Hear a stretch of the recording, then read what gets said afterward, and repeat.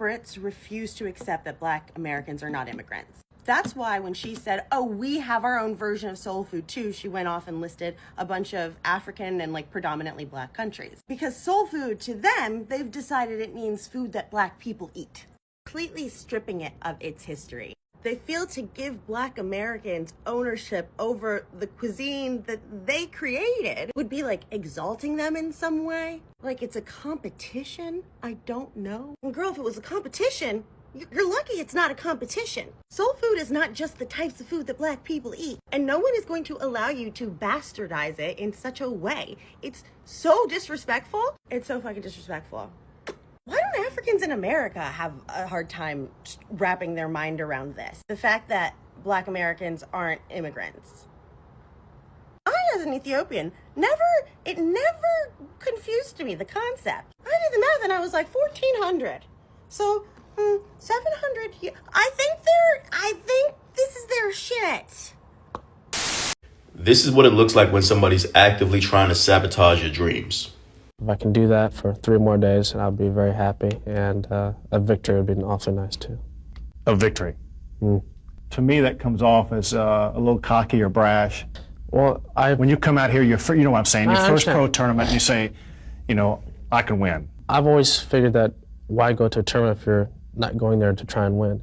As I would explain to my dad, second sucks, and third's even worse. It's just a feeling. But on tour, that's not too bad sometimes, though. You catch that? He's trying to get homie to lower his expectations. Not too bad, but I want to win. Now, if you know anything about body language, you'll understand micro expressions. And this is a micro expression of disgust. So he's disgusted by the fact that Tiger Woods, a young Tiger Woods, thinks he's going to win. You'll learn. I'm just kidding you. I'm sorry I had to say that. He wasn't just kidding. What he was doing was displaying his jealousy. He was actively trying to sabotage this young man's aspirations. But in the end, we all know who got the last laugh. I'm going to ask you to culturally translate something and tell us what it means. Because it's become a flashpoint phrase, slogan, whatever, that I think a lot of people either misunderstand or willfully misconstrue. When I say the term believe all women. Nah.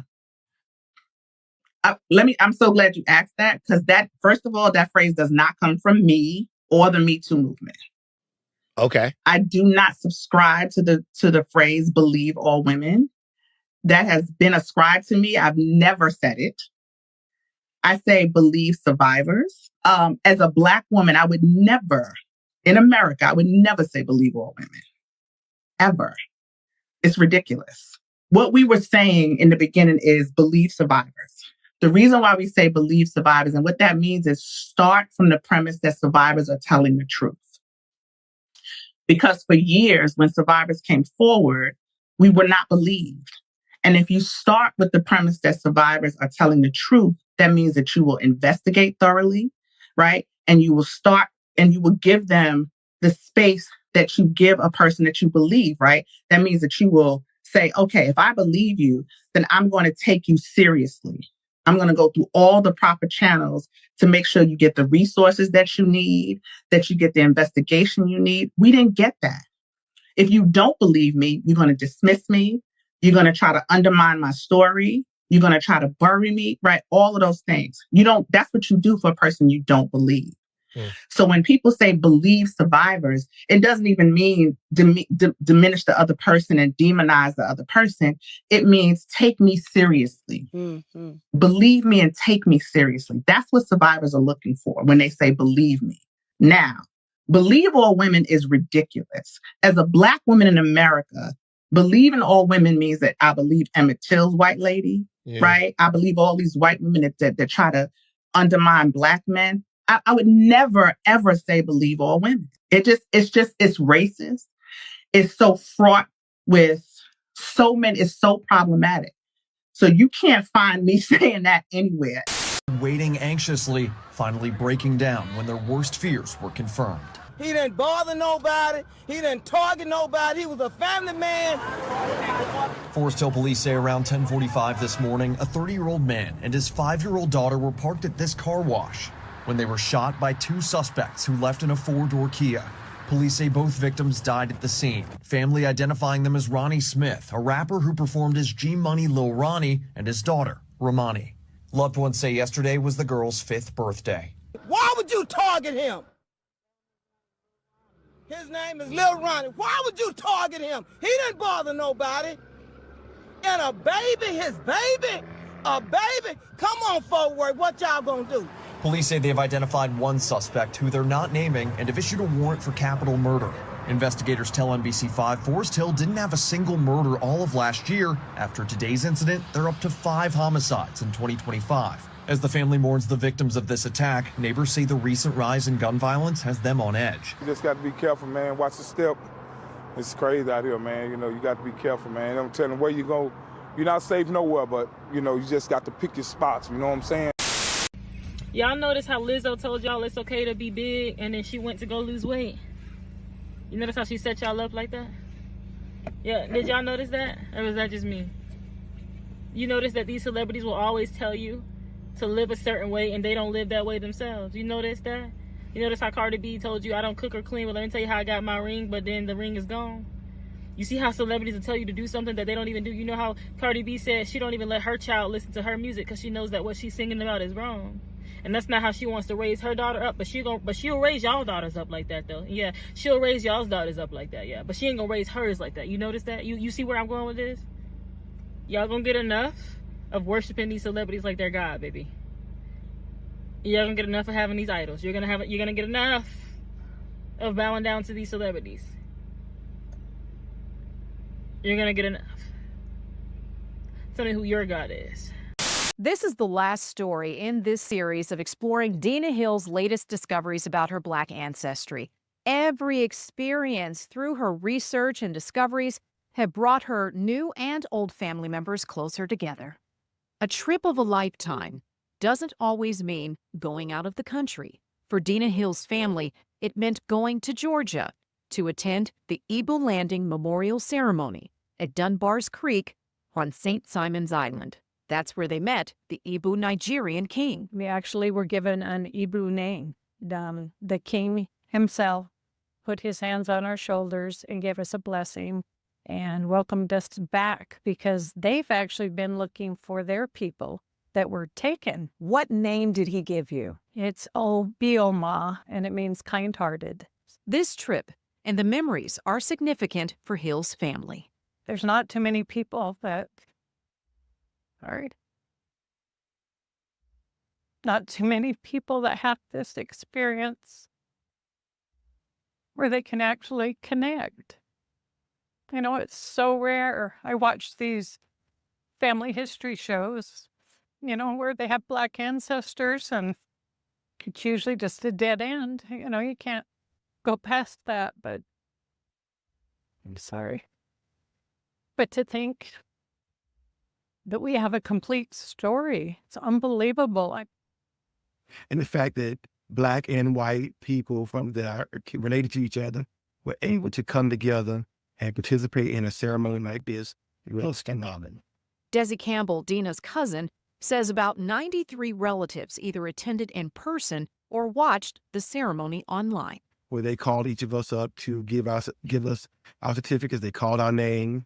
They blessed our forehead. And then we all had to dance as a part of the closing part of the ceremony. It was interesting because I don't dance. But it was so much fun. What name did they give you? They gave me a Basie. In October of 2023, during the General Conference of the Church of Jesus Christ of Latter-day Saints, Hill says she experienced a full circle moment. And last conference, the church actually announced they are building a temple in Calabar, and Calabar is where my relatives were enslaved and put on a ship and taken. Nearly a decade of work in finding information about her family's Black ancestry paid off. What's next? I don't know. Every time I think it's done, well, I'll tell my daughter, I'll say, oh, it's done. I found everything I can find. She's like, you say that every time, Mom, and every time you find something else. So quit saying that. I just want to note that for whatever reason, it's just very difficult for Black Americans to just have anything. For whatever reason, for or by whatever power that is directly out there, you are seeing attacks on all fronts when you deal with Black Americans and who it is that we are, what it is that we represent, how it is that we hold certain things of our culture, or pretty much all of the culture, dear to us. And because of these things, you start to see a variety of people, either from the Caribbean, the islands, whatever you want to sit up there and say it as, people from South America, you got people from Africa, and wherever. You have all of these people specifically coming through and telling Black Americans, oh no, you don't have hip hop. Hip hop was started here and here, and its roots come back from Africa. All of the sounds, everything that you do is basically Africa. The way that you guys dance and move, the soul that you have, all that is from Africa. So now we have soul food. Soul food is something specifically, inherently, has to only do with Black Americans. It has to do with the history, with the culture, with everything that has transpired and took place with Black Americans.